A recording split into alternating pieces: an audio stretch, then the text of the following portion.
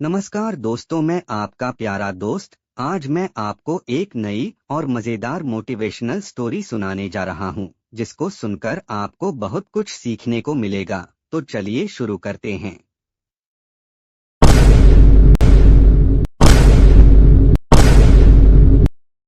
तारीख 15 अक्टूबर 2024। दिन मंगलवार। राजस्थान की राजधानी जयपुर का सबसे व्यस्त इलाका एमआई रोड। सुबह के ठीक 11:00 बज रहे थे। सड़क पर गाड़ियों का शोर था और फुटपाथ पर लोगों की भारी भीड़। इसी सड़क के किनारे खड़ी थी एक आलीशान इमारत, जिस पर बड़े बड़े अक्षरों में लिखा था, इंडस ग्लोबल बैंक। यह शहर का सबसे बड़ा और आधुनिक बैंक था, जहां केवल करोड़पति और बड़े कारोबारी ही नजर आते थे। बैंक के मुख्य द्वार पर लगे भारी कांच के दरवाजे के सामने एक बुजुर्ग व्यक्ति आकर रुकते हैं। उनका नाम था दीनानाथ शर्मा। दीनानाथ जी की उम्र लगभग 75 वर्ष रही होगी। उन्होंने एक बहुत ही साधारण, हल्का मटमैला सफेद कुर्ता और साधारण धोती पहनी हुई थी। पैरों में बरसों पुरानी चमड़े की चप्पलें थीं, जो कई जगह से घिस चुकी थीं। उनके एक हाथ में पुरानी लकड़ी की छड़ी थी और दूसरे हाथ में एक खाकी रंग का पुराना सा लिफाफा, जिसके कोने थोड़े मुड़ चुके थे। जैसे ही दीनानाथ जी ने बैंक के अंदर कदम रखा, वहां की ठंडी वातानुकूलित हवा ने उनका स्वागत किया। बैंक के अंदर का नजारा किसी महल से कम नहीं था। मखमली कालीन, चमकते हुए फर्श और महंगे झूमर। वहां मौजूद सुरक्षा गार्ड ने उन्हें ऊपर से नीचे तक देखा। उसे लगा कि शायद कोई रास्ता भटक गया है या कोई मदद मांगने आया है। लेकिन दीनानाथ जी के चेहरे पर एक अजीब सी शांति और आत्मविश्वास था। बैंक के अंदर कई ग्राहक मौजूद थे। कोई सूट बूट पहनकर लैपटॉप पर काम कर रहा था, तो कोई अपने महंगे फोन पर ऊंची आवाज में सौदेबाजी कर रहा था।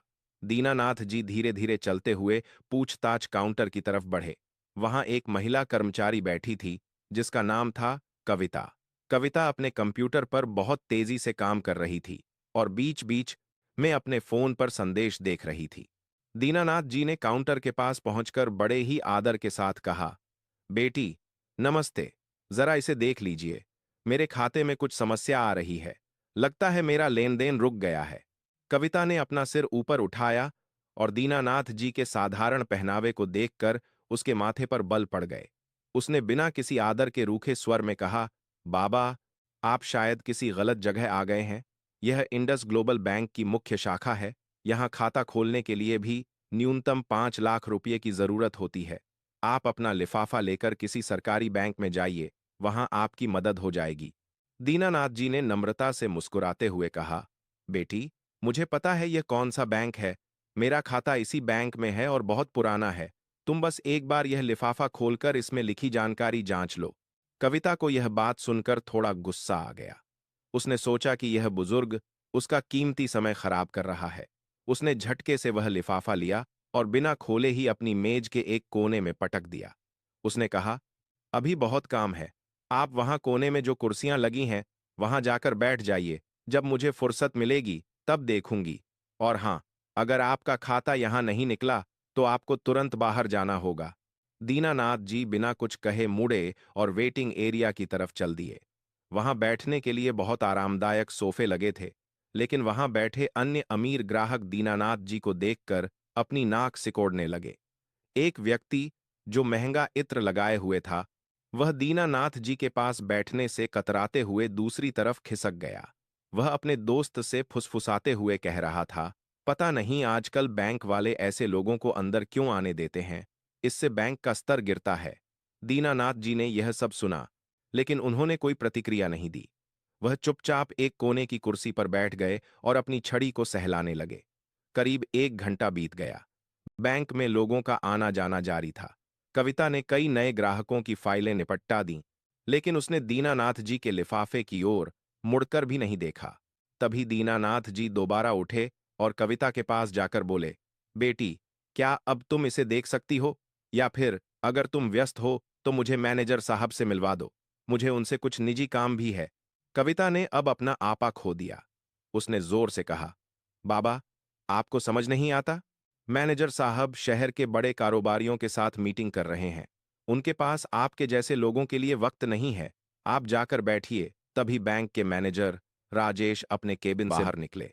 वह किसी क्लाइंट को छोड़ने बाहर आए थे।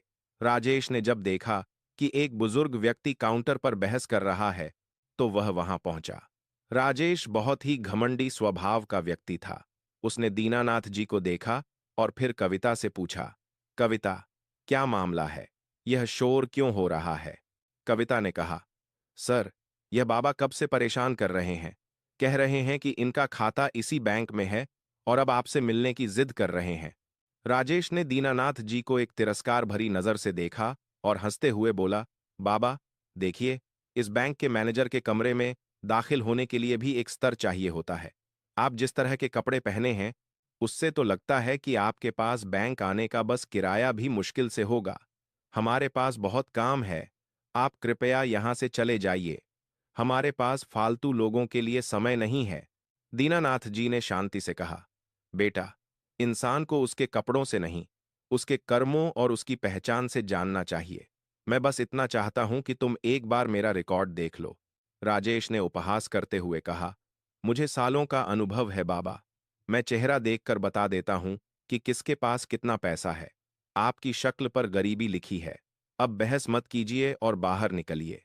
इसी बीच बैंक का एक जूनियर क्लर्क वरुण, जो बाहर से कुछ फाइलें लेकर लौटा था, उसने यह सब सुना। वरुण एक मध्यम वर्गीय परिवार से था और उसके मन में बुजुर्गों के लिए बहुत सम्मान था। उसे मैनेजर राजेश का यह व्यवहार बिल्कुल अच्छा नहीं लगा।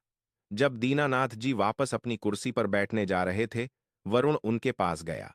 वरुण ने बड़े प्यार से कहा, बाबा, आप परेशान मत होइए।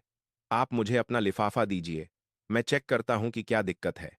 दीनानाथ जी ने वरुण को देखा और उनकी आंखों में एक चमक आ गई। उन्होंने वह लिफाफा वरुण के हाथ में दे दिया। वरुण उस लिफाफे को लेकर अपने कंप्यूटर पर गया। जैसे ही उसने लिफाफे से कागज निकाला और उसमें लिखा, अकाउंट नंबर सिस्टम में डाला, उसके हाथ कांपने लगे। कंप्यूटर स्क्रीन पर जो जानकारी उभरी, वह हैरान करने वाली थी। वह खाता किसी साधारण व्यक्ति का नहीं था। उस खाते में जमा राशि इतनी थी कि उसे गिनने में भी समय लग जाए। लेकिन सबसे बड़ी बात यह थी कि उस खाते के विवरण में लिखा था, owner and chairman of Indus global group. Varun को अपनी आंखों पर यकीन नहीं हो रहा था। उसने दोबारा चेक किया। दीनानाथ शर्मा कोई साधारण बुजुर्ग नहीं थे, बल्कि वह इस बैंक के संस्थापक और 60% शेयरों के मालिक थे। वह व्यक्ति जिसकी तस्वीर बैंक के मुख्य कार्यालय में सबसे ऊपर लगी थी, आज फटे पुराने कुर्ते में उनके सामने खड़ा था। वरुण तुरंत खड़ा हुआ और दौड़कर मैनेजर राजेश के केबिन में गया। राजेश उस समय एक विदेशी ग्राहक को प्रभावित करने की कोशिश कर रहा था। वरुण ने बिना अनुमति अंदर जाकर कहा, सर, एक बहुत बड़ी गड़बड़ हो गई है। राजेश चिल्लाया, वरुण, तुम्हारी हिम्मत कैसे हुई अंदर आने की? देखते नहीं मैं मीटिंग में हूं। वरुण ने कांपते हुए स्वर में कहा, सर, जिस बुजुर्ग को आपने अभी अपमानित करके बाहर बैठने को कहा, वह कोई और नहीं बल्कि श्री दीनानाथ शर्मा जी हैं। वह इस बैंक के मालिक हैं। राजेश के हाथ से कॉफी का मग छूट गया। उसका चेहरा पीला पड़ गया। उसने कहा, क्या बकवास कर रहे हो? वह भिखारी जैसा दिखने वाला आदमी मालिक कैसे हो सकता है? वरुण ने कंप्यूटर से निकाली हुई रिपोर्ट राजेश के सामने रख दी। रिपोर्ट देखते ही राजेश की बोलती बंद हो गई। उसने तुरंत बाहर की तरफ देखा, जहां दीनानाथ जी चुपचाप बैठे थे। राजेश के पसीने छूटने लगे। उसे अपनी पूरी नौकरी और करियर खतरे में नजर आने लगा। राजेश भागता हुआ केबिन से बाहर आया। उसके पीछे पीछे कविता और अन्य कर्मचारी भी आए, जिन्हें अब तक सच्चाई का पता चल चुका था। राजेश ने दीनानाथ जी के पास जाकर उनके पैर छूने की कोशिश की और गिड़गिड़ाते हुए बोला, सर, मुझे माफ कर दीजिए। मुझसे बहुत बड़ी भूल हो गई। मैं आपको पहचान नहीं पाया। दीनानाथ जी अपनी जगह से खड़े हुए और बड़े ही शांत स्वर में बोले, राजेश, कल तुमने कहा था कि तुम्हें चेहरा देखकर इंसान की हैसियत पहचानने का सालों का अनुभव है। तो आज तुम्हारा वह अनुभव कहाँ गया? क्या तुम्हारी नजरों में इंसानियत की कोई कीमत नहीं है? क्या इस बैंक में केवल उन्हीं का सम्मान होगा जो महंगे कपड़े पहनकर आएंगे? पूरे बैंक में सन्नाटा छा गया। जो ग्राहक पहले मजाक उड़ा रहे थे, वे अब अपनी नजरें चुराने लगे।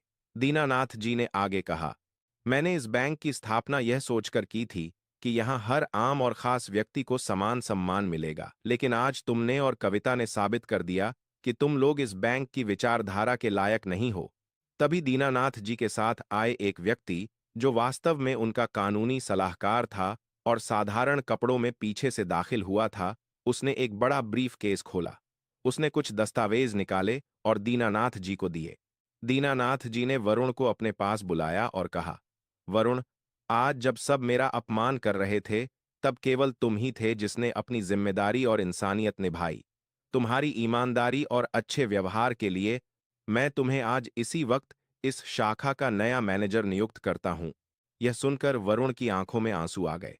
वहीं दूसरी तरफ राजेश और कविता के पैरों तले जमीन खिसक गई।